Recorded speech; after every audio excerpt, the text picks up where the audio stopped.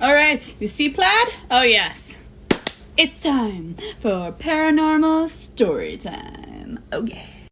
Yes, I look a little red in the face, and that's because I was crying. We're not going to talk about it, okay? This Paranormal Storytime is Pet Edition. Yes, this will be about my pet. Well, I don't know. One of them. We'll just go with one of them. Let's go with a cat. My cat, Oreo. He was a black cat that had little white diamonds down his neck, well, chest neck area, down to the little, down just there. And he had so he's all black, unless he went like this. And then when he went like this, he looked like a cookie. That's why I named him Oreo. Plus, I'm a fat girl, so whatever. I'm hungry. Now, it's going to be about little stories about Oreo. Because he died after he was like 5 years old. And this was in my young 20s.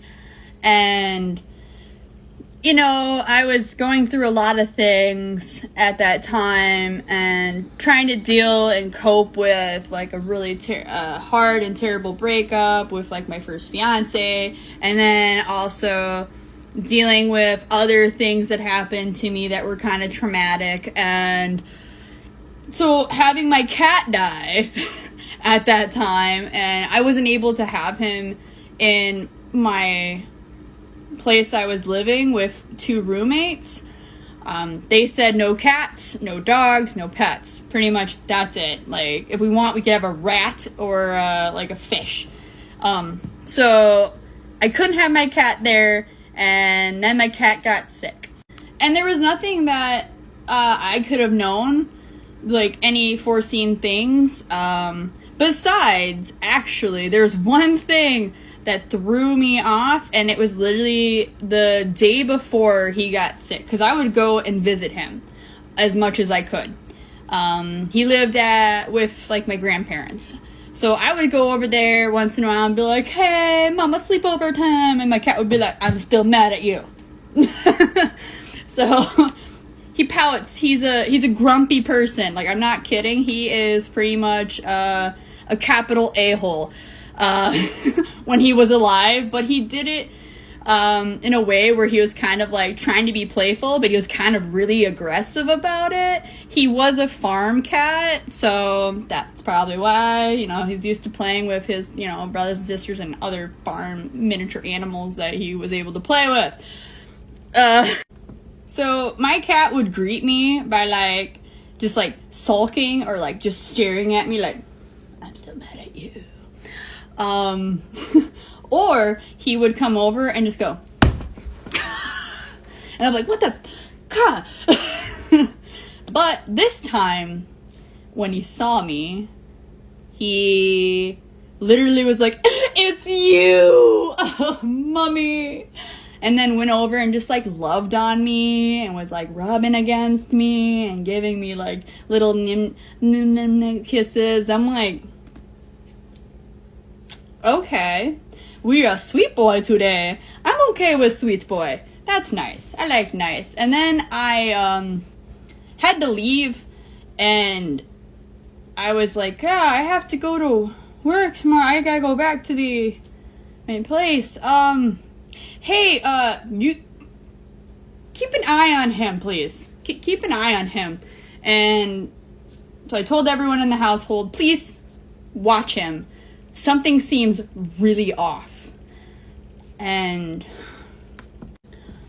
I was right.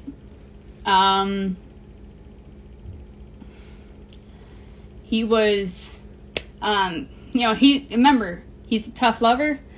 God, these pet ones are just the worst. They hit me hard. Darn it. Alright, so he passed away. I was there with him, right? They tried reviving him and other things happened. Anyways, so after that happened, I did mourn. I did. I had a cute little paw print. I got to take him home in a box. Yeah, my roommates weren't really happy about that when I put a cat in a box in the freezer, but then I told them, hey man, you had a dead deer in there. I think a dead cat's fine. But hey, come on. I'm just saying we both keep dead animals in freezers, okay? Let's just... I just didn't hunt mine. On to the paranormal part. Sorry, long intro, huh?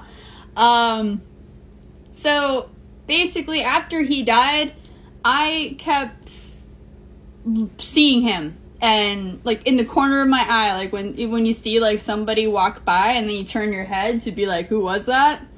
You know, and usually someone's there, like they're walking down the hall or something, or they're walking into the room, or I'm hearing things like somebody, like him, you know, scurry somewhere. There is no animal in this place, okay? When I visit my grandparents' house, there is no animal.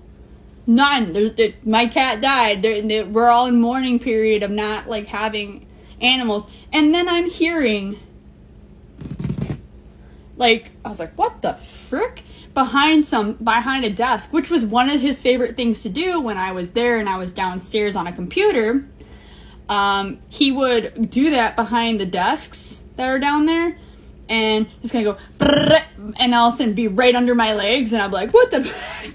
Because then he'd be like, ha, I got you, Mom. And I was like, Anyways, yeah, that happened, except it was like something grabbed my leg and I kind of went,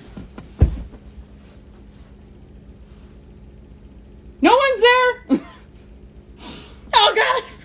But then not only at my grandparents' house, I saw him scurry around like in other places. Like I will be just sitting there at one of my new places. Yes, and it still happens. And this is before I had a cat, because now I have a cat now. But so I would see Oreo, this black little cat with white belly, just like in the corner of my eye, or I literally would just feel something rub against my leg, or I'll feel something kind of go, and I'm like, oh, come on! Like, you know, and then sometimes if I'm sitting on a couch, I will feel like someone just laid on my lap. That's weird, okay? That's weird. I can't be sitting there and I'm just like, doo-doo-doo. What am I doing? What am I doing? That's right. He's back and he just kind of hangs out when he's like, you need me! And then I got Zamao years later. Like, oh my gosh, yeah, like over a decade later. Over a decade later, I got a new cat, and this was my baby, and her name is Zamao, and she's super lovey-dovey, also can be kind of a butthead, and that's okay. She has attitude, she's sassy. I don't know where she gets it. She got it from her mama. So, my cat Oreo kind of hangs out, and is still kind of around.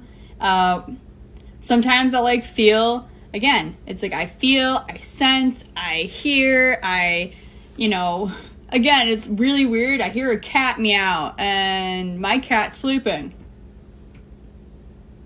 Who's meowing? And who's eating my cat's food? Because it's totally not her. Nah, she's a big girl. She loves her food.